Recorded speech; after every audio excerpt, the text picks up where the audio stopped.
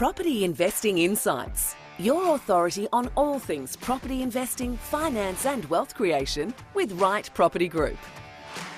Hi, g'day. How you going? Phil Tarrant, co-host of Property Investing Insights with the Right Property Group. We've been doing this for many years now. One of the original property podcasts. Now every man and his dog's got a property podcast, but this is one of the absolute originals with one of the absolute original buyers agents in Australia, an industry that's changing rapidly. And I've got some concerns and issues around maybe how it's developing a little bit, and I've been sharing them over the last period of time. I'm still really yet to form my opinion on it, but I think it's a very important juncture for buyers agency in Australia. We are very fortunate that we've had over a couple of decades a cadre of very capable buyers agents who have been delivering to Australian borrowers and Australian investors. And this was before it became popular to be a buyer's agent, before when people actually knew they existed and what they actually did. One of these original organisations, Right Property Group, has been at it for probably nearly 20 years. We spoke about it on the podcast not long ago. Joining me in the studio, Victor Kumar with Reshmi Kumar. Reshmi, you're now like you've got some C-suite executive title these days, don't goodness. you? What's your role at RPG? I never call it RPG. RPG. Boss of Victor Kumar. Boss of That's it. keeping That's Victor right. in check. That's right. Just keeping it. Yeah, keep the organisational engine behind Keep it Right all Property going. Group, giving a sense to growth and development. So welcome to the podcast, Reshmi. Victor, how are you going? Thank you. I'm good. I'm good, sir. Good. Now, we've got to talk about it because everyone's talking about it, and probably one of the very few times I've seen you, and probably one of the very last times I've seen you, maybe come out of the shadows and engage and entertain a journalist who you might not know very well, and down the pathway of education and trying to sort of give some narrative and a sense for property investment in Australia. I saw you on the ABC Oh, my God. recently. I saw you on the ABC. I was actually sitting here just outside of our podcast studio, and I was chatting to someone else and I went, "That's Victor Kumar." And I rushed know around. him. I know him. I know him. Oh, wow, I didn't know he was famous. I did that podcast with him. How long have we been doing this podcast now? It's got to be six years. Going to 7 years now. 7 years, yeah. And I went, why is he on the TV? And that's unlike Victor to see him on the TV. So I rushed around to try and find the remote control. I just got the back end of it.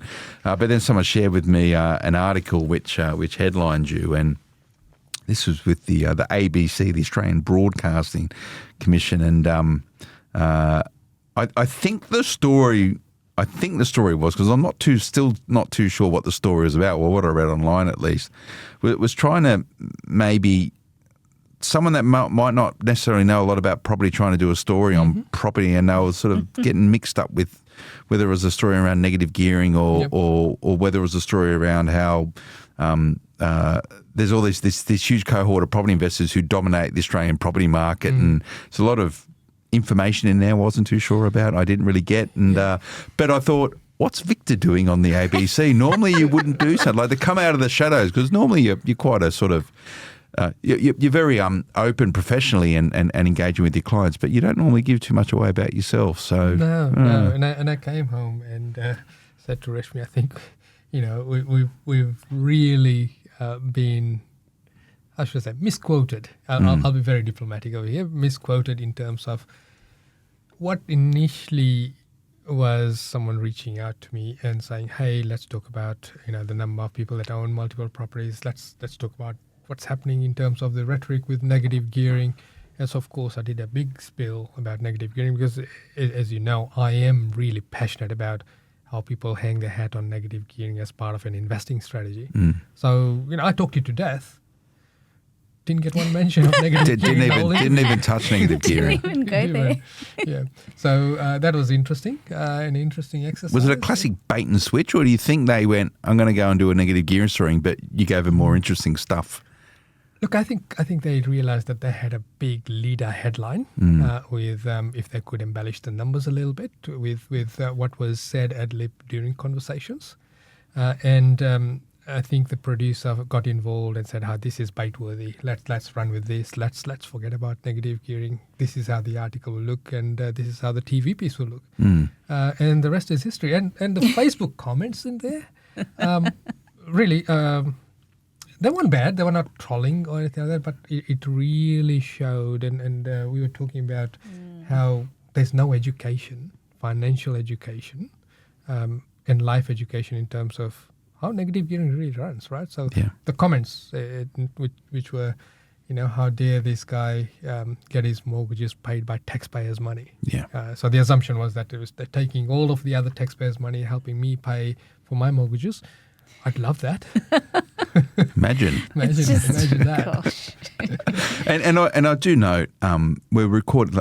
People who tune in this podcast are property investors, right? So it's an echo chamber where we are right now. Yeah. Well, maybe a lot of them don't really understand and appreciate how negative gearing works, and hopefully they're using this as a way to educate themselves. But I think maybe to those Facebook commentators, they're not going to know and they don't really care. No. It's not the forum. It's not the forum. So we'll let that go to the keeper. My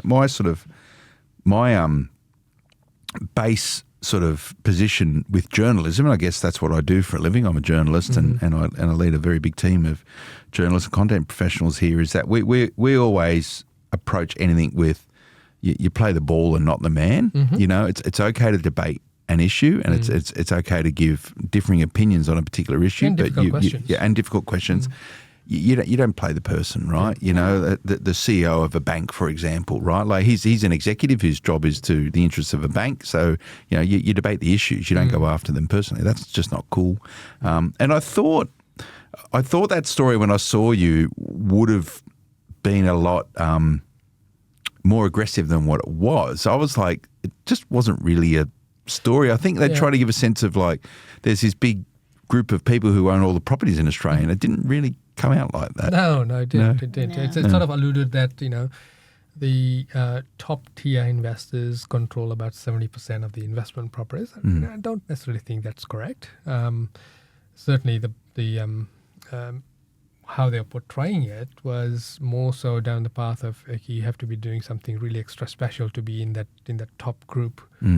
Whereas with us, we were discussing how we've got plenty of clients that have more properties than what's been reported there. Yeah, and this goes back to my earlier point around where this industry is getting positioned at the moment, and I always revert to the position of I've used a buyer's agent for the majority of my property purchase, nearly all of them. And the reason why I do it is because they provide a level of service and capabilities that I don't have, number one. Number two, I'm time poor. Number three, they have relationships that I don't have. And number four, it's a really good sounding board for me as a professional to use it. And I think that there is where this sector can really drive and thrive. And it's where Right Property Group has always sort of operate and position themselves. The narrative is getting shifted a little bit. Maybe we can chat a little bit about that because it's connected with a wider theme for today. That everything's been now gets swung back to this idea of how many people own how many investment properties, and like that's the most important thing, which is not. And it's always this frame of reference going, most Australians only have one or two property. Then you got this cohort. I think this ABC story said there's only 172 people in Australia with more than 20 properties. Well, I know personally that many, who would have more than 20 properties. So I think, this is where the data doesn't really meet the reality at all. And I think that basis there is you've done some research on it. There's actual tax file numbers is connected with 172, which probably smells about right. I don't know how many individual people own that many properties in their own name. That'd be tough, or a trust.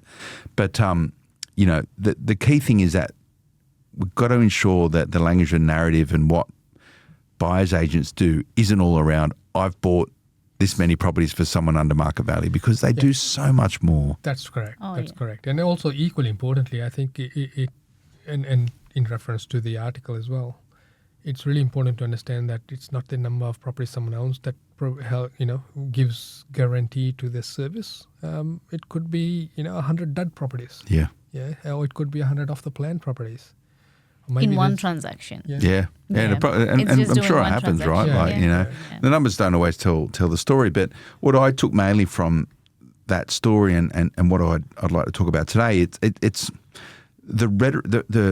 the focus and the thrust of it is going the wrong way. I think it needs to be spun on its head. And why is the reason why people don't actually build large portfolios? And this isn't often spoken about. And I think if you pull it apart and break it down, it's going to give people a lot more clues about how you go about doing it. And I think this is intrinsically connected with some of the things we've spoken about, what we'll speak about is like negative gearing and lending and all these building blocks, which is normally just get the salacious headlines, but there's actually, quite a lot of science to it all, particularly around negative gearing.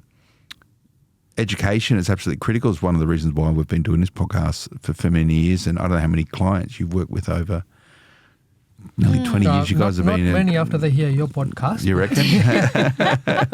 They're sick and tired of it, Oh, gosh.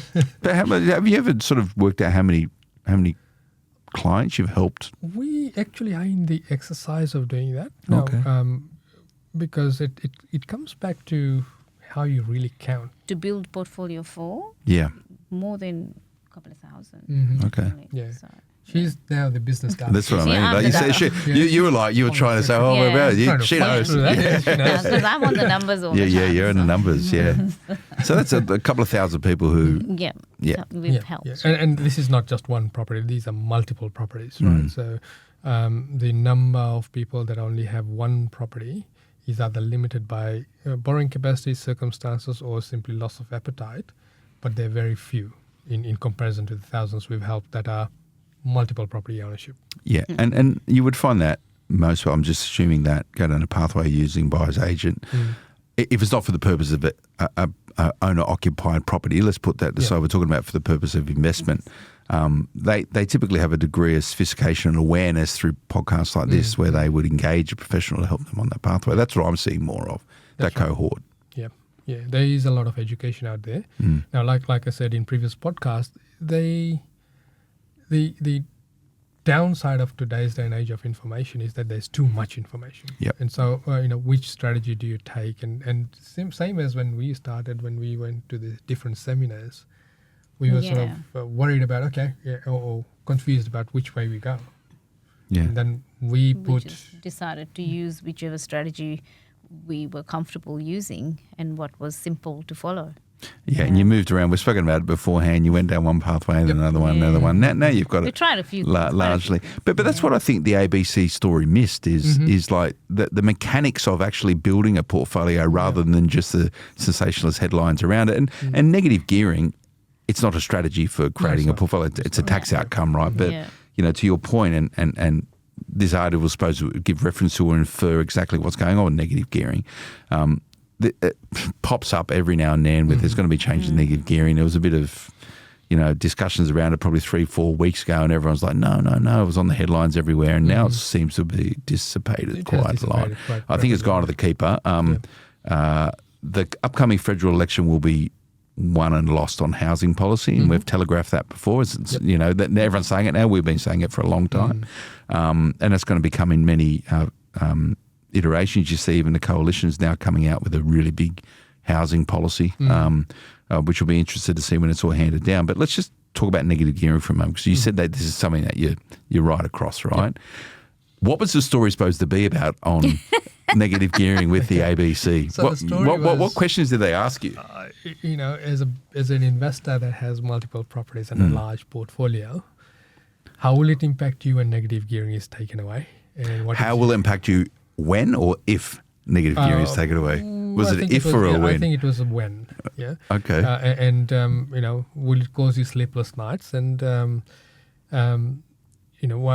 what do you think the impact will be on the general populace? Right. So, of course, I gave my answer in true Victor fashion, which was that it's a sovereign risk. If you're investing and the rules change on you, it is a sovereign risk. You can't control it. And if you've built your portfolio totally around the strategy of getting tax benefits, and that's the only way that you can hold on to your portfolio, then you're in trouble. And then I referred it back to during Paul Keating days, where we reversed negative gearing very quickly after we'd taken it away. I think it lasted only 9 months from memory. Yeah, what's a long time? Where the very people that they were trying to help suffered the most. So what had happened over there is that when they took away negative gearing, naturally there was a little bit of a lag, and some people panic sold, as most the uninformed normally do. They panic sell when there's a flash in the pan news like the Queensland land Okay, tax yeah. scenario, all those things, right? So those that were fearful, they sold. Those that were connected to the process, they just simply, after a little lag, they started raising their rents. And the rents actually went up by 20%. And they very quickly realized that, hang on, this is going way the opposite direction to what we wanted. So they reversed it because it had killed the market, pretty much killed the market. And the rents then contracted by a couple of percentages. So this change, this negative gearing change, actually benefited the property investors by increasing their rent. And the incentive for negative gearing came back again, which was good. So it really accelerated a new baseline for rents, Yes. which probably wouldn't have happened. Wouldn't have happened. It No. would have taken probably 5, maybe 7 years to go up to that And level. it's like building supplies, right? They all get expensive. They don't go back to where they were. they It don't. just normalizes, and that's where it is. And did that logic have currency with the journalist you spoke about?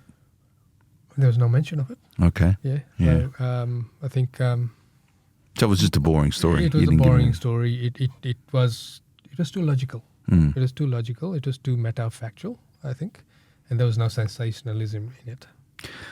And this is what negative gearing is. It's a inverted commas boring tax outcome, right? And again, it comes to we're chatting with property investors, so they're probably more informed than most. But people think they immediately get these discounts, you know, or get these tax incentives from the government. Now, yes, you can do that. You can actually set up your personal income tax, so you get a contribution or it's offset on a monthly basis. I can't remember what you call on it. a pay cycle. So it's called a PAYG income variation. That's what right. used to be, if you've been around long enough, the 221D. 221D. So that's where you need to actually 221D. highlight to the tax office that you are going to be negative at the end of it, Correct. and then they'll get a contribution. Yeah. Or it's done when you do your tax at the end of the year. Yeah, so a really good, easy example of it would be, let's say you have a new building, and let's say the depreciation on it was going to be, because you've done a depreciation schedule, and the depreciation was going to be $10,000 in the first year. You can log that in to say, I will be claiming $10,000. So ATO then writes to your employer and says, withhold this much less tax Okay. from your pay packet. So you get an artificial pay rise, which helps with the holding costs of it. And the reason why I'm not a big fan of doing it that way is, as human beings, when you have a pay rise, we tend to find a expense rise Another as well at the expense. same. Yeah, So- yeah. These two always go hand in glove. You think you've got more money, and then you've still got the tax Yep. Yeah. complications at the end. Is it a common thing for people to do? Like, you know, I don't know how many people like, you know, do a variation of the monthly thing on their PAYG income. Some do. Most It people comes- don't know. Yeah. I think, yes. Yeah. It comes back to the accountant, the advice from the accountant, and the actual having the investor having the knowledge to then flag it with the accountant to say, hey, I want to do this. Because if you get the numbers wrong in terms of overclaiming, then there's a penalty in the end. Okay. Yeah. And then the following year, you can't do it again. This is how I understand. Obviously, Yeah. your accountant Gotta would get the be able advice, to give you yeah. better advice on it. But that's how it generally works. Okay. So negative gearing, I can't see it changing. No, I I don't can't. I either. can't see it changing it. It would be very difficult. And you always get, you know, armchair economists or even economists and consultants sort of they do this research all the time, and the base assumption is it might have a very small and minute immediate change to property prices, but longer term, you're better having it than not having it. Correct. That's typically the advice that Yeah. comes through eventually. So I can't see the government changing it, particularly when I don't know. It's neither here nor there, but I guess it's relevant. Albo buying his fancy house up in Copacabana. Good on him, by the way. I Yeah, think it's that was absolutely lovely. brilliant. You know, he's a 61, 62-year-old professional who's been working for like 40 years. You'd expect he can go and buy a pretty reasonable house. It's not extravagant by yes, $4 million is a lot, but it's not extravagant by many means. However, it's probably made his life a little bit harder in Parliament. You know, when housing is going to be so closely connected with the election. You know, your appearance on the ABC, whether it's on the TV or in paper, just goes to show that most people aren't really informed enough to actually have a considered opinion on it. It's just sensationalist around it. Yeah. It is. Yeah. It is very much so. And this is where if you're in a position of limelight, you have to be very mindful that and have a thick skin as well in terms of whatever you do gets under scrutiny and under scrutiny for the wrong reasons. Can we expect to see Victor again in the paper at any point soon, do you think, Red? don't think so. No? It's just an exclusive. You're only exclusively talk to Phil Tarrant. Is that the? That's is that it. Okay. Well, I'm going to try and stitch you up. Have I ever stitched you up? Have I ever? No. Once you threw me a curly question, I'm going to go back to the episode and we'll highlight it. You threw me a curly question. I think I came out relatively unscathed on that one. But Do you reckon I should be asking harder questions? But I don't know whether you've got it in you. I don't know. I don't know. Maybe that could be the new thing that we could do a new installment of this. The questions that Victor doesn't want to answer. How about we start ending this podcast with here's the curly question for today. The curly question for today. All right. Well, curly question corner. Curly question corner. All right. There we go. Well, I'm going to be thinking about that. Yeah. How about you, Reshmi? You think of the first question today. God. The curly question corner for you guys. The question that no one wants to answer, but everyone wants the answer of. But so it comes back to the point, negative gearing being, the catalyst for that. But it's a story that went somewhere very different. But the key thing to take around from this, particularly with people on this listening to this podcast, is the reasons why people don't build large portfolios. Yep. A lot of the times it's a structural reason why they don't build a large portfolio. Some of the times it's a mindset issue, and then I'd say also one of the reasons why also is because they can't, because they don't earn enough money, right? There's probably three key pillars around it. Let's start with structurally. That's how I would summarise it. Did I miss anything on that? No, yeah, pretty much. It gives us so structurally why people don't build a large portfolio. Where do we start with that, Reshmi? Do you think? Oh gosh. I was not ready for the structural part. The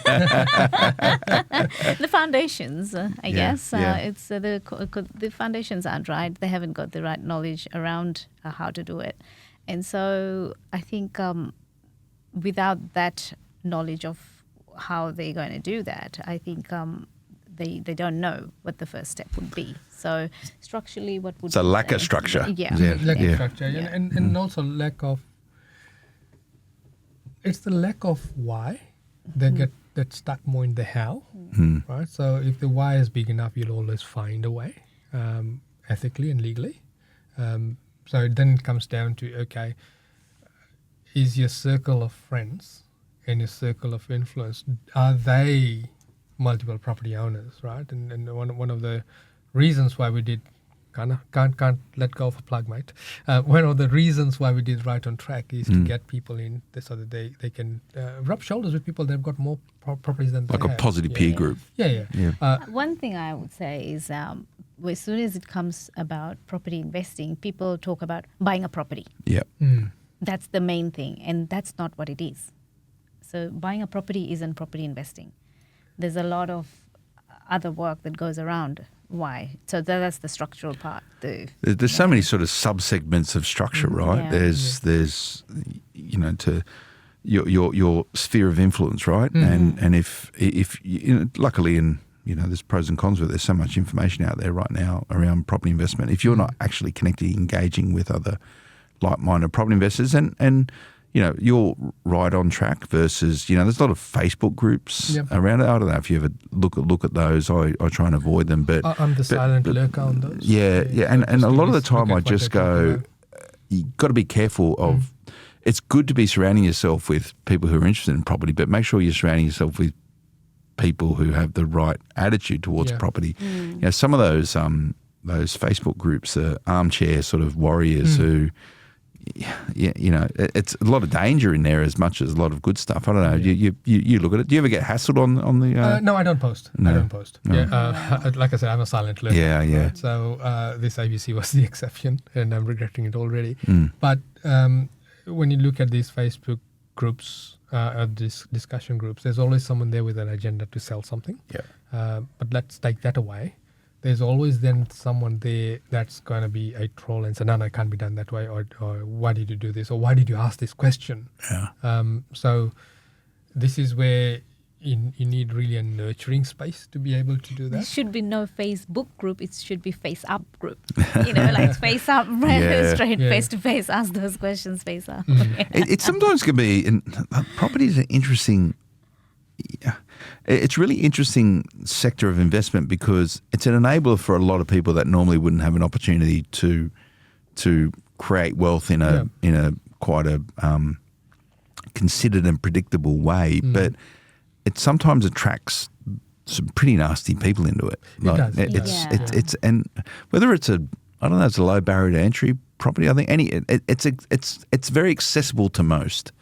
And unlike stocks and shares, which are a little bit mysterious, and you've got these sort of gurus that tell you where to buy and when to buy and how to buy and all that sort of stuff, you get a bit in property. Property's a lot more democratized and considered with most Australians, and it's good and bad because there's a lot of misinformation out there. There is. And if you come back to structure, I think in terms of when people get started, like I said, it's you need to focus on the why. So that's an end point.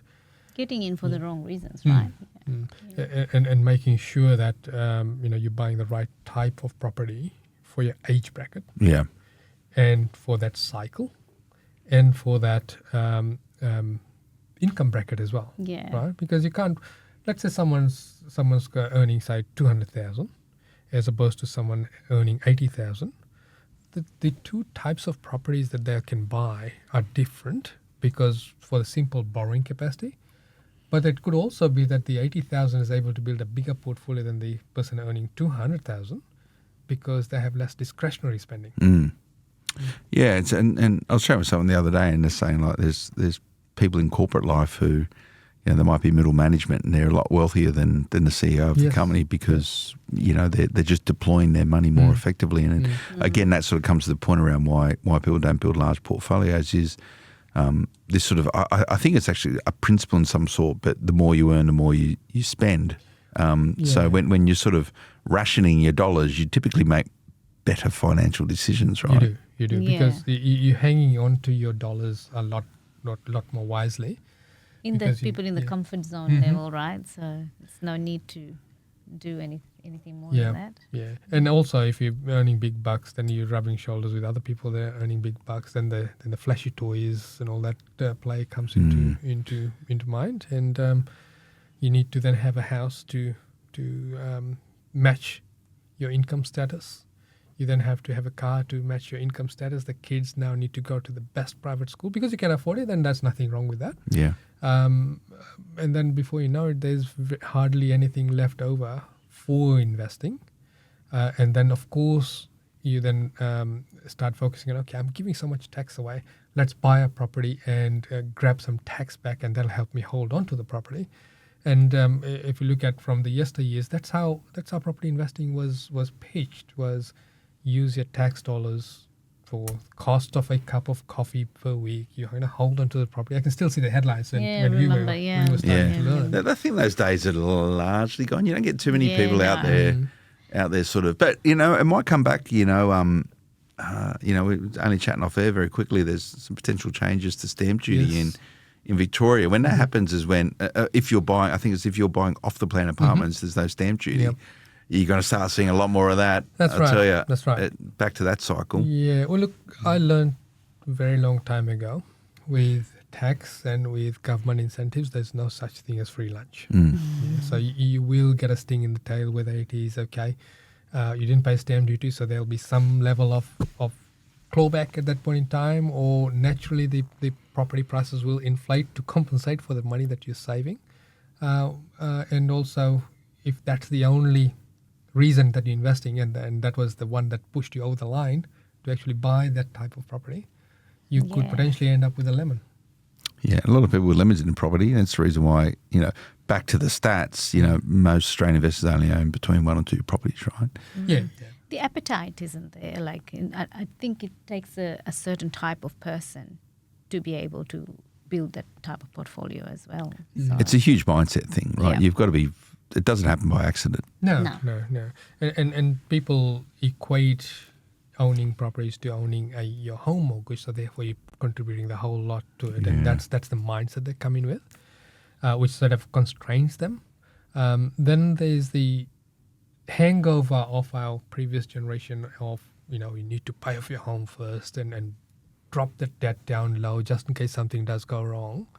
So they're waiting that much longer to then start investing. And so they've left their run a bit too late as well. The idea is that you want to be starting as quickly or as early as possible.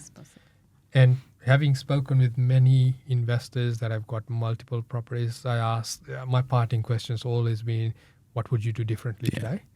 Every single successful investor says exactly the same thing. Wish I'd gone harder in the beginning. Right? They need to really scale in the beginning, so it gives you more time to then let the property mature, and that gets you into your next year. Yeah, I really sometimes struggle with that because I sit there just going, we've spoken about this before. I could have bought so many more properties over the time I've been investing in property, and I haven't. And there's all reasons why and stuff. And even today, I sit here just going, I'm still not doing enough, but I'm not doing anything about it. That's interesting.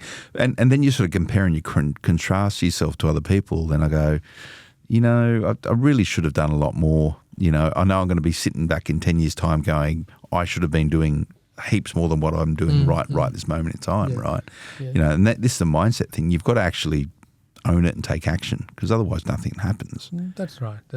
We, if we look at our journey, we've slowed down in terms of buying properties, right? And we even on our construction sale, we're taking our time with it now. Whereas in the early days, if we saw an opportunity, we would do anything and everything to grab it. And so in the early days, the portfolio was going in terms of numbers was quite strong and pretty much changing on a monthly, if not quarterly basis. There was a time we bought a property a month. One that the 2018. Something. There was a lot of property. Probably a month. That's a lot of property. And during the GFC as well. We did that. So great times.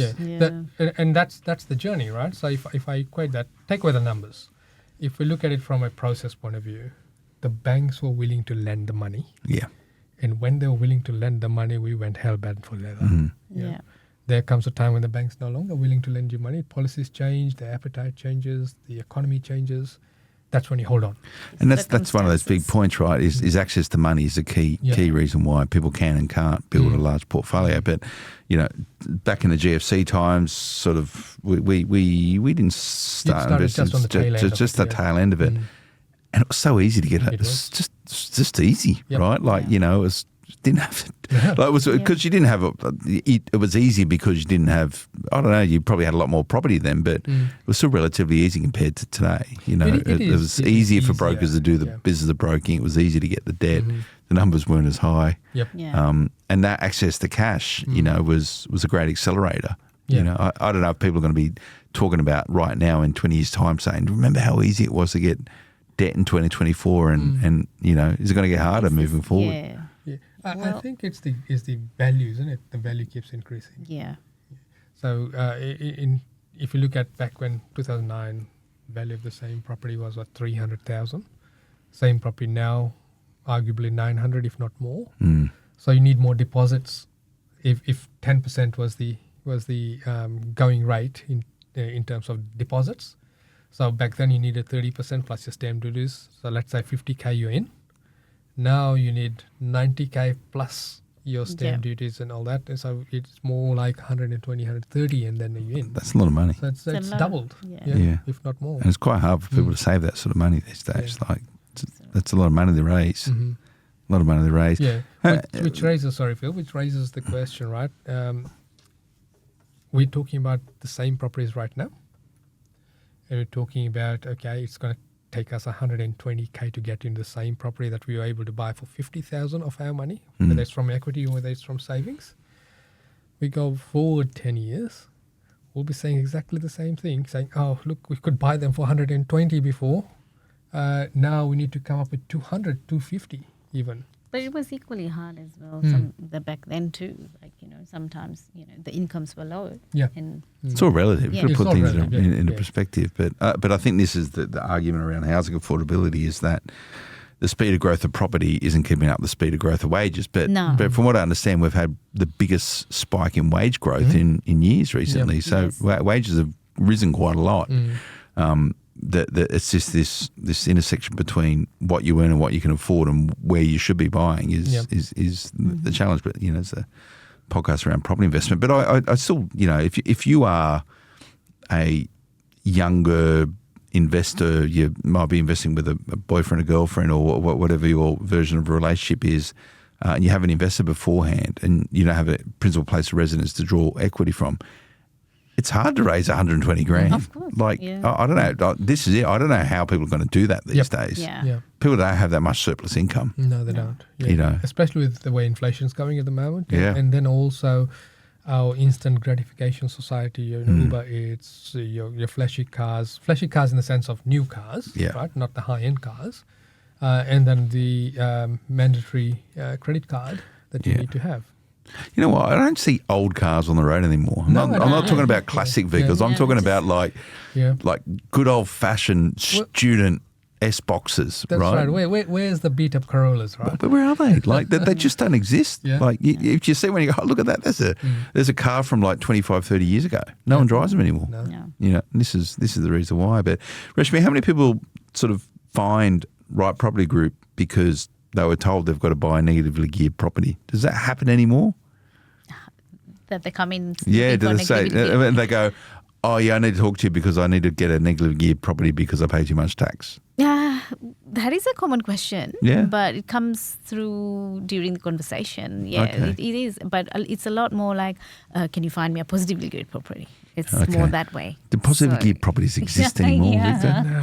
So Not that's investment grade. Yeah. Not investment. This is a really, really important point because, again, back to my earlier remarks around the property investment space, it's very hard to find investment grade positively geared properties off the bat. Yep. Yeah. You might need to wait around 10 years. Yeah. Only now are some of the stuff, you bought say a block of units up in Launton. Only now, never refinanced, right, from an 80% borrow. Only now is that just on. I've just got the last one over the line, so they're all now positively geared. There you go. That's Beautiful. 8-9 years, Time, That right? takes a lot of time. But in the meantime, in the background, the value has gone up. Oh, yeah. Right? So there's two components to it, right? The value increase and then the cash flow increase, right? So if I look at coming back to negative gearing and why it becomes an issue, you need to be investing and you need to make sure that the cash flow is within your means. So what I'm talking about here is the negative cash flow is within your means. As you go on and build up your portfolio, let's say decades gone by and you've implemented the various strategies for each individual property, then the cash flow becomes for your means, right? So in other words, you're able to use that money now for your own discretionary spending or to pay down the mortgages. In the initial stages, you are using your discretionary money to hold on to those mortgages. Yeah, you're using your income that you're generating and the surplus of that to actually hold a property portfolio. Exactly. And this is, again, the key point you guys have always been very considerate about it is residential real estate investment in Australia is a game of capital growth. Yes. Yep. Yeah, yes, there is a cash flow component of it, but you're not going to get rich in cash flow off positively geared residential real estate. Why do people don't build large portfolios? Because I think also it's a structural thing. At a point in time, they don't transition or pivot enough to actually start thinking about cash flow in a different way. And by that, I mean commercial property. Yeah, true. And they're always stuck in accumulation phase as opposed to, a true journey has got 3 phases. That's your planning.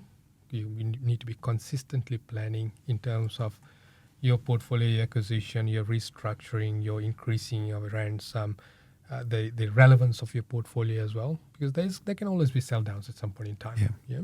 Then you've got the actual accumulation phase, which when you talk to any investor that's gone through the hard yards, you want to go through really hard and quick, right? So if let's say it was a 15-year journey that you want to get to the end income or to a neutral cash flow position, the planning happens throughout that 15 years. Because there are various aspects, then the accumulation really should be done and dusted within the first 3 to 5 years. That gives you that 10 years of the third phase, which is the consolidation. Yeah. So you got a longer time to focus on paying off the debt. Yeah, so that's the part which people don't think about because they think they've got to buy the properties and they continue buying. But buying isn't all. You have to stop at some stage and start focusing on reducing your debt.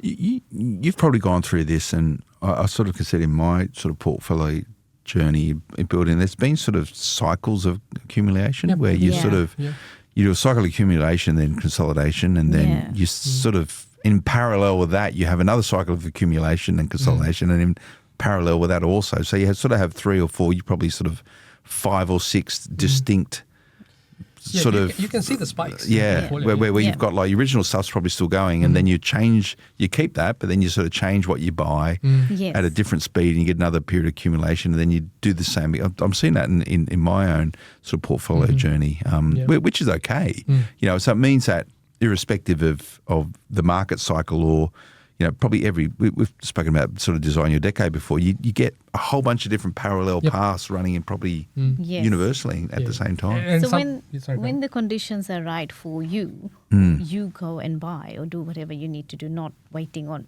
regardless of what's happening out there. When it works for you, you go hard and do it. Yeah. So. And that might be, okay, you park one particular approach or one particular inverted commas portfolio, and then you start building a new one in parallel with it. Yeah. And if I sort of looked under the hood of your portfolio, would you see that? Would there be the sort of very distinct? Yeah, there is. And I'm always selling down some properties and reaccumulating. You love to sell, don't you? I love to sell. Yeah.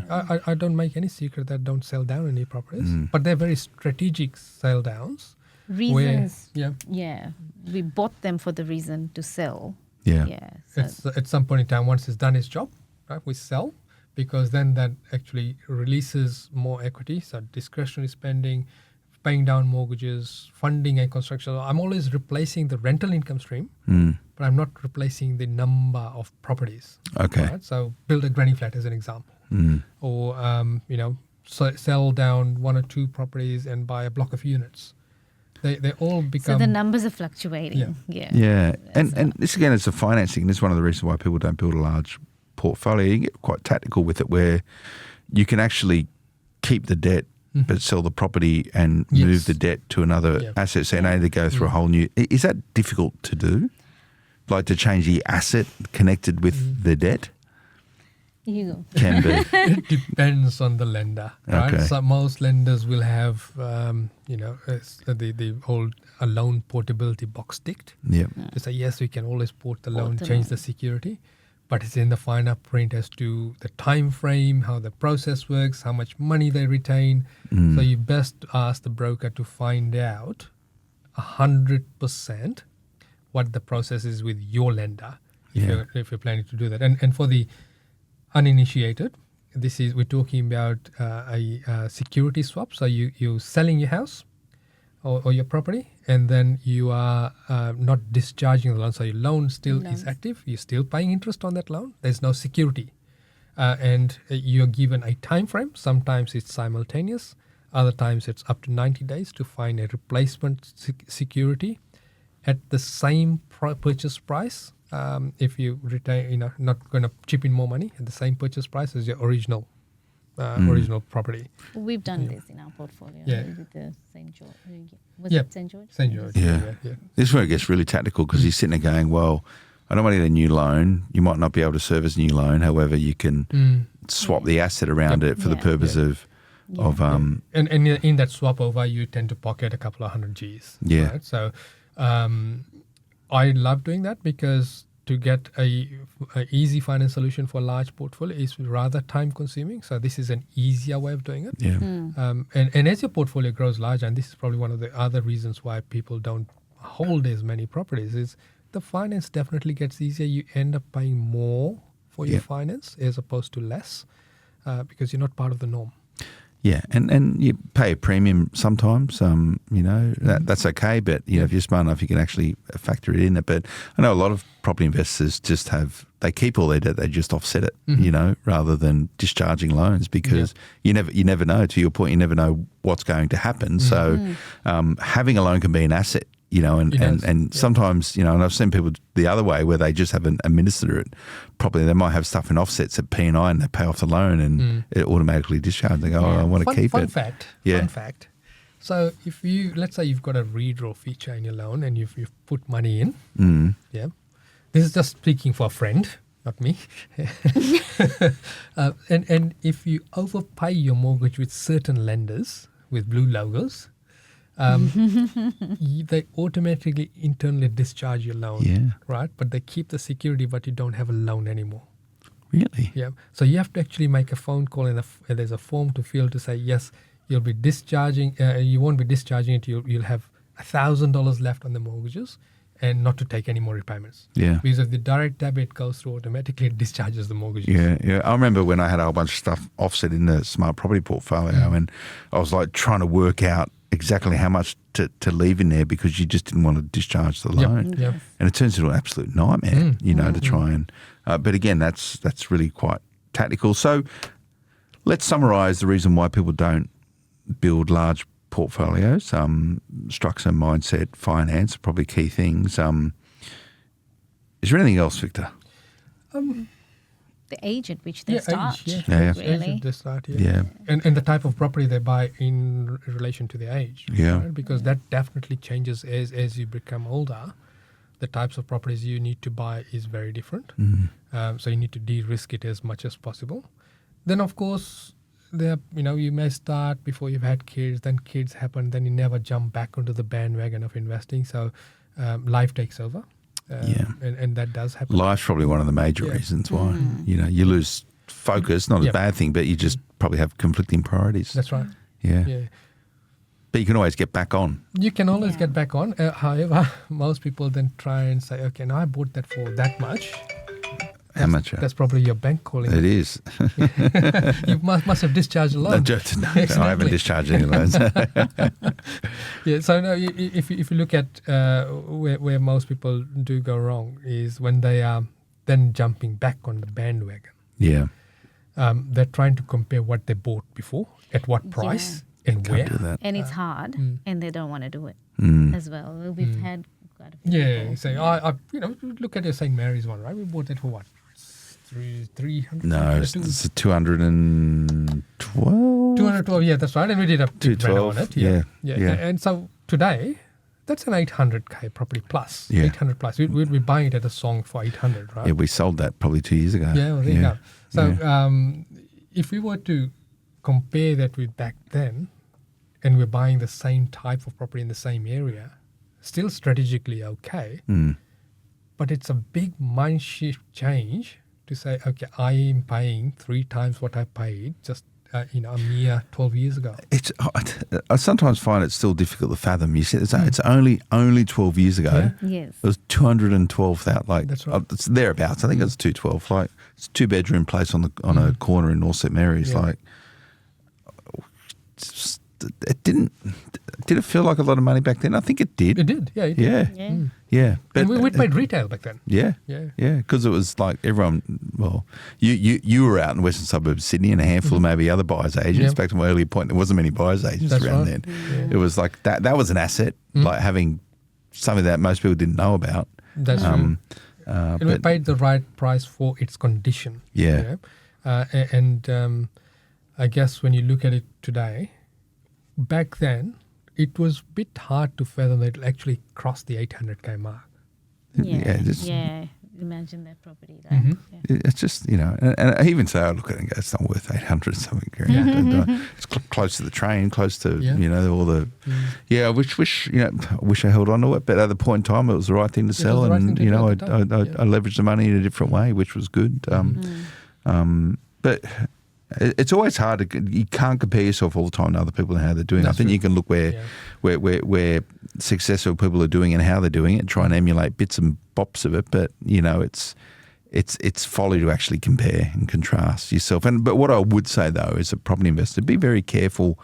There's a lot of – one of the reasons why we started podcasting or started the original Smart Property Investment magazine, Vic, and you know this well, was because we thought there was just so much – inaccurate information out there, and we started off doing it in the magazine. One of the reasons why we started the Smart Property Investment portfolio with you guys was to go, let's actually do it real and actually show that it can be done. Show that it can be done, and warts and all, right? I look some of the portfolios I hear people are building these days, particularly some you see it on social media. I just go, I just don't believe it. Like I still just don't believe it. I think there's still so many furphies and so much information out there of how people are building positively geared properties, investment grade. I just don't believe it.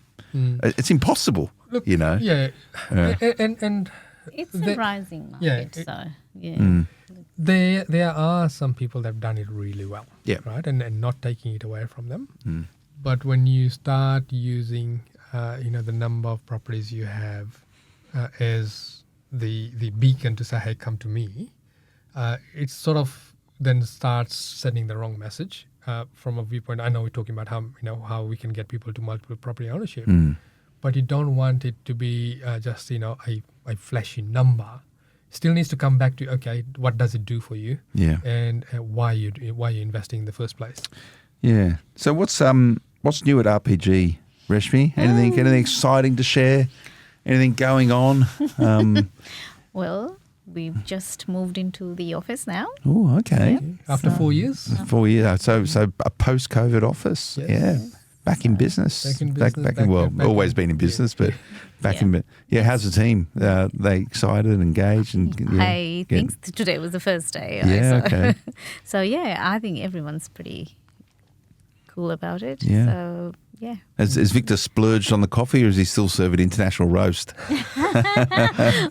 we got a coffee machine. Ooh, we should give an invite. We'll be doing a wine and cheese night. So let me know when that's on. I'll come out. And I'm sure you have a lot of clients out there as well. And I should. We'll be hosting some events too. I can take the tube now. Oh, yeah, of course you can. It's right next to where we are. It is, yeah. So you're in Norwest, so right by.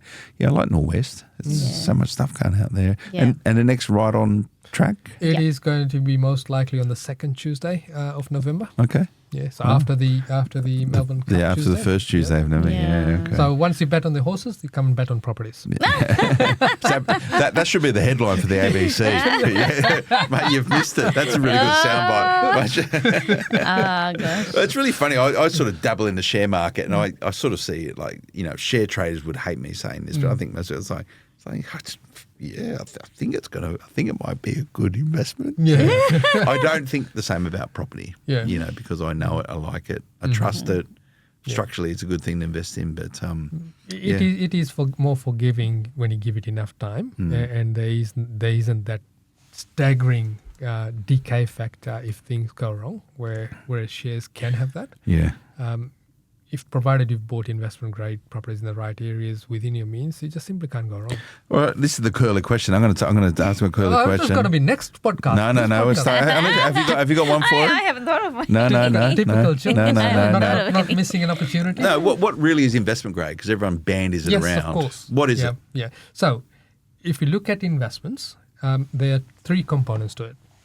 One is the liquidity components. Lender willing to lend you money at a high LVR, your rent being consistent and being able to increase in value, so therefore the income flowing in that area, and that flows on to jobs in that area as to how close are your employment hubs, multiple employment hubs that's not reliant on one type of one sector, so no mining towns, and there still needs to be a reasonable commute to an airport. Now, whether it's a regional airport or whether it is... To run away with your money. Yeah. So, and then on top of all of that, we need to see the exit out of it. Is that area more owner-occupier focused or more investor-driven? If it is more investor-driven, it's not necessarily the right type of property to buy in your portfolio, because your end user, when you do want to sell your property, is going to be most likely an owner-occupier. That is an investment-grade property. Okay, and no doubt there's a lot more into that. There's a lot more to it, but high level, this is your first few tick boxes. If they don't tick those boxes, so that first one is key. I haven't heard anyone sort of mention it that way before. Is the lender willing to lend you at a high LVR? Yes. Yeah. So it means that they back it. Look, the minimum deposit, and they will take the risk. Yeah, the lenders have got a far bigger research house than any of us have got, right? Because they're in the business of lending money. And if they're going to limit the lending to 70% loan to value ratio in that area, they're seeing it as There's a risk, reason. Yeah. right? So the risk they're seeing is that, okay, if you did go bad, there aren't enough buyers to buy it off me at the price that you're paying or the type of property that you're buying. So that's your biggest checkbox. Yeah. So the valuation should really be the purchase price. If a valuation comes in under a purchase price, is that a sign of not investment grade? That's not It's the up and down. Yeah, because valuations is it's supposed to be objective. Yeah. It's very subjective, right? I mean, the valuer could have it, really, they're not the valuers. To their defense, they don't get paid much to do the valuation. So if they have to drive from one end of town to the other end to just do a quick valuation, and there's dirty dishes piled up in there, and they're not really dialed into what's really happening in the area, they're just going purely on data, then of course your valuations will be shaky. Yeah. And it could be that they also put a risk rating on it that the property is cosmetically challenged, and maybe that is the reason we bought it. Right, so the valuation is lower. So we can't use that as a metric, but we can use the lender's loan to value ratio as the metric. So if they're willing to lend 90% on something, even more, 95. Yeah. Can you get 95% mortgages? You can tend to get a few of those, more so on occupiers than investors. Yeah. And a really good tell, we were talking about Victoria and how that state's starting to push, one of the things, stamp duties and off the plans. It'll be very soon before won't be long before the lenders start saying, okay, in this area here, when there's a lot of people that have bought in there off the plans, they may start saying only 80% lending, only 90% lending. Okay. Postcode restrictions. They're the tells. All right, so we're coming up to Chrissy. Oh. Still got time. What's 6 weeks to Christmas? Is it? Gosh. No, it's a bit longer, I say. Please don't say that. 8 weeks. I haven't done It's 8 weeks to shopping Christmas. 8 weeks to Christmas. 8 weeks to Christmas.